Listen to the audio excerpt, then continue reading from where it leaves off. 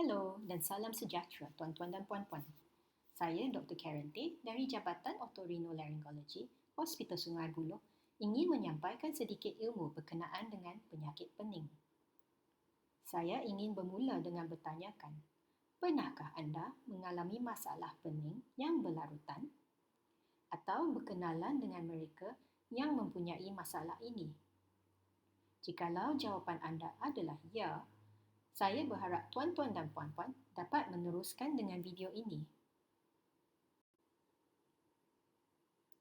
Sekiranya masalah pening anda berlaku hampir setiap hari dan untuk lebih 3 bulan, di mana anda berasa seperti terapung, nak jatuh atau tak seimbang dan berlaku pada masa nak berdiri atau berjalan,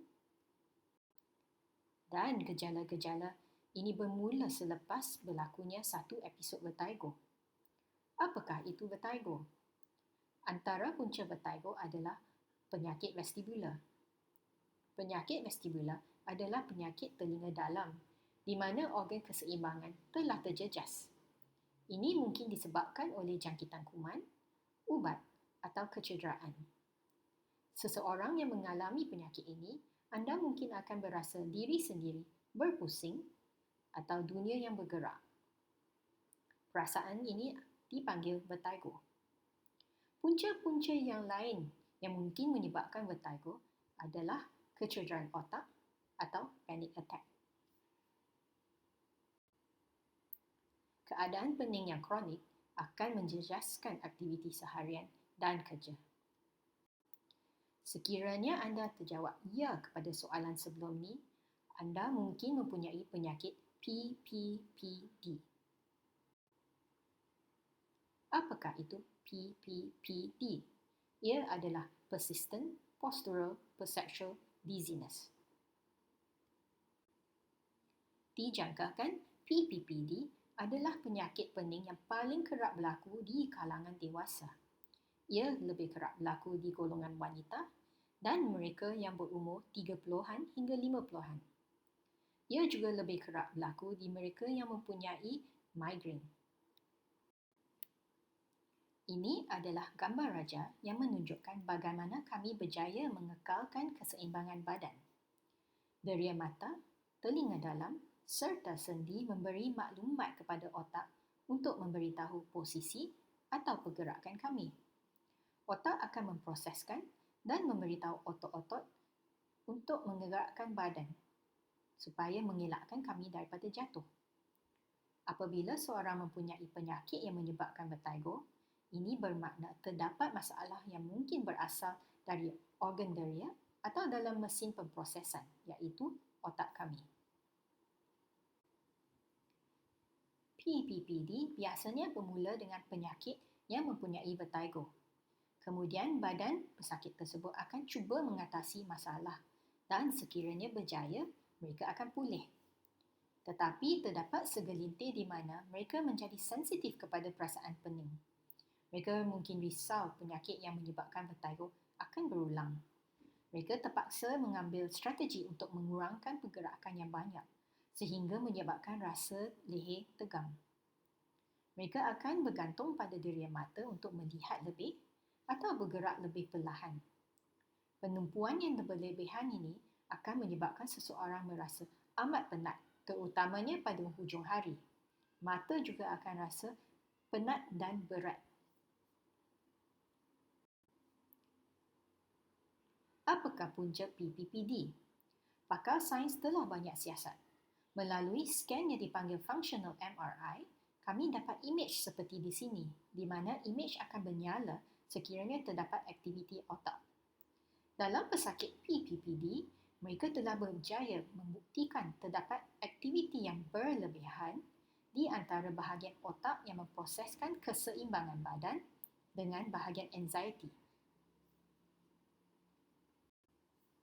Hubung kait di antara dua tempat inilah yang menyebabkan pening berlarutan.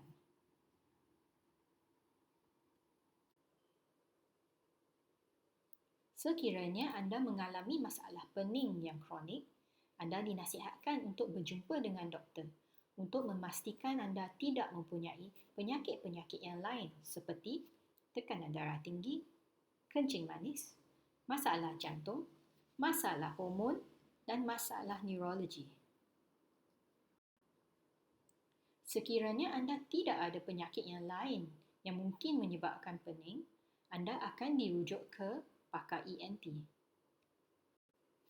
Di klinik ENT, kami akan bertanyakan lebih untuk memahami gejala anda. Kemudian, kami akan menjalankan pemeriksaan teliti, terutamanya di bahagian hidung, telinga dan tekak. Seterusnya, ujian pendengaran dan vestibular akan dijalankan sekiranya terdapat servis tersebut. Akhirnya, sekiranya perlu, skan otak mungkin akan dijalankan. Rawatan PPPD tidak susah. Pesakit perlu memahami penyakit ini dan kurangkan stigma terhadap sendiri. Antara cara rawatan adalah psikoterapi, ubat dan fisioterapi. Psikoterapi adalah melalui penggunaan Cognitive Behavioral Therapy atau CBT. Ini boleh diajar oleh pakar psikologi atau kaunselor. Ubat-ubat pula adalah ubat psikiatri untuk mengurangkan keresahan atau kemurungan. Pakar psikiatri perlu dirujuk untuk rawatan lanjut. Fisioterapi adalah penggunaan vestibular rehabilitasi.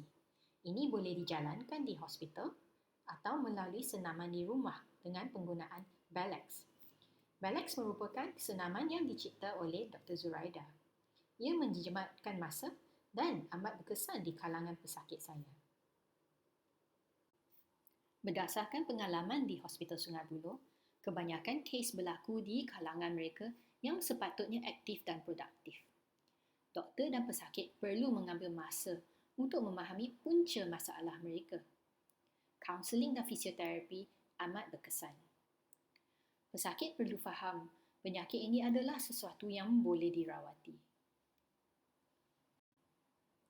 Saya berharap saya telah berjaya memberi sedikit penerangan berkenaan dengan PPPD dan ia dapat membantu anda mencari keseimbangan dalam dunia pening ini.